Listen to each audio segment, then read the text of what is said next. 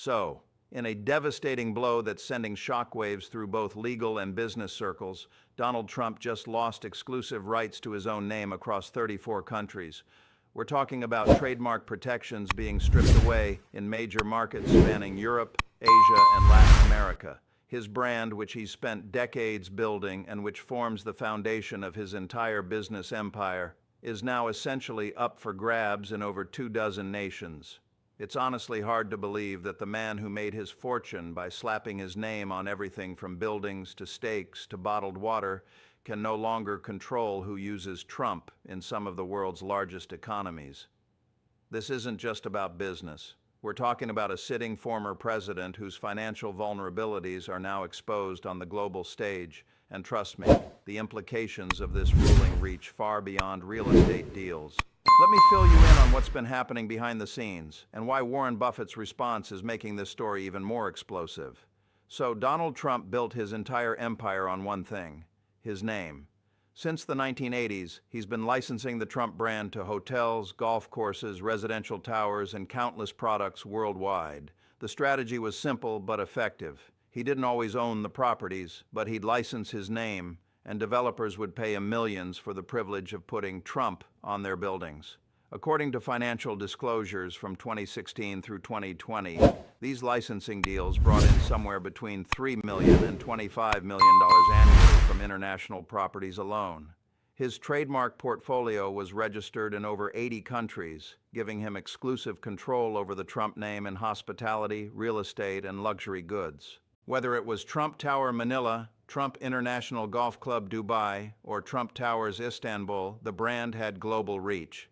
For decades, this system worked beautifully for him. He'd show up for ribbon-cutting ceremonies, collect his fees, and move on to the next deal.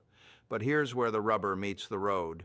In late 2023, a series of legal challenges began emerging in multiple jurisdictions.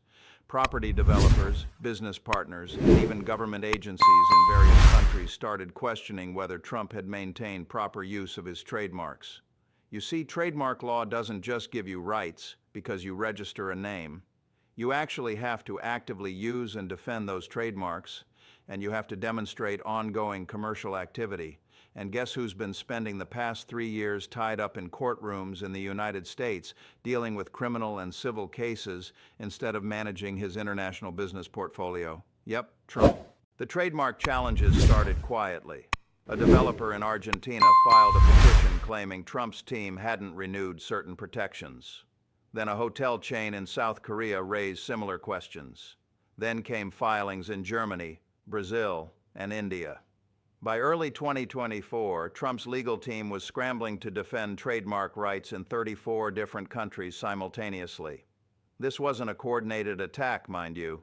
These were separate legal proceedings happening across multiple continents, but they all pointed to the same fundamental problem. Trump's organization had gotten sloppy with maintaining their international trademark portfolio while he was consumed with domestic legal battles. Reports from around March 15, 2024, revealed just how panicked Trump's business team had become. The Trump organization rushed to file emergency renewals and use claims in multiple jurisdictions, but they were too late in many cases.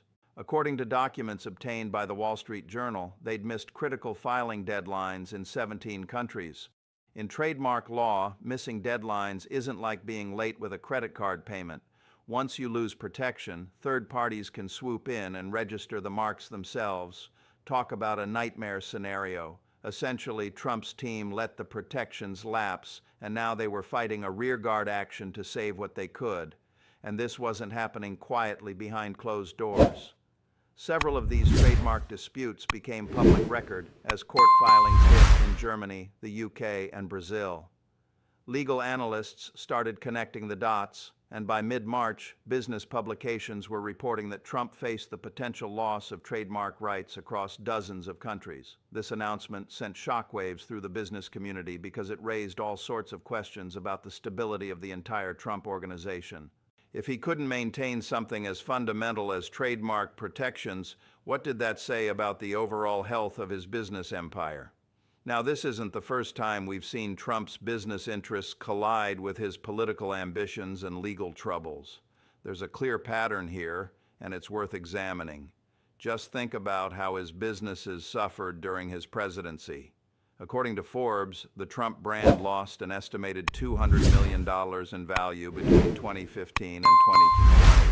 Multiple major retailers, including Macy's and Nordstrom, dropped Trump-branded products. The Trump Soho Hotel in New York had to remove his name from the building in 2017 after poor performance. Trump Hotel's management was forced to rebrand properties in Toronto and Panama when they couldn't sustain occupancy rates. Then there was the Trump Foundation scandal. In 2018, the New York Attorney General's office filed a lawsuit alleging the foundation engaged in a pattern of illegal conduct. The case eventually resulted in Trump being ordered to pay $2 million in damages, and the foundation was dissolved. His charitable organization, which was supposed to enhance his brand, ended up becoming another liability. And let's not forget how he lost control of his own social media presence after January 6th.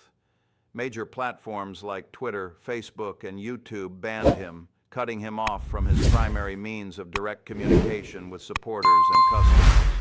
For someone whose brand was built on media presence and visibility, that was a devastating blow to his marketing capability.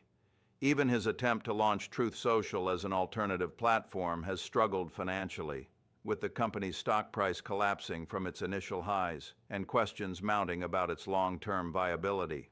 According to SEC filings, Truth Social's parent company reported losses exceeding $50 million in 2023. Now, it looks like the Trump brand is taking yet another hit with these trademark losses. This pattern is becoming all too familiar. You can build a brand over decades and license your name to projects worldwide. But the moment you get distracted by political ambitions and legal battles, that carefully constructed empire starts showing cracks. So what led Trump's organization to fumble this badly on trademark protections? Well, it all boils down to resource allocation and attention. The situation got out of hand because Trump and his top legal team have been consumed with defending him against 91 criminal charges across 4 jurisdictions, multiple civil fraud cases, and the ongoing appeals process from his New York business fraud conviction. Let's break down just how stretched his resources have been. There were the federal January 6th charges, the classified documents case, the Georgia RICO case, and the Manhattan hush money prosecution.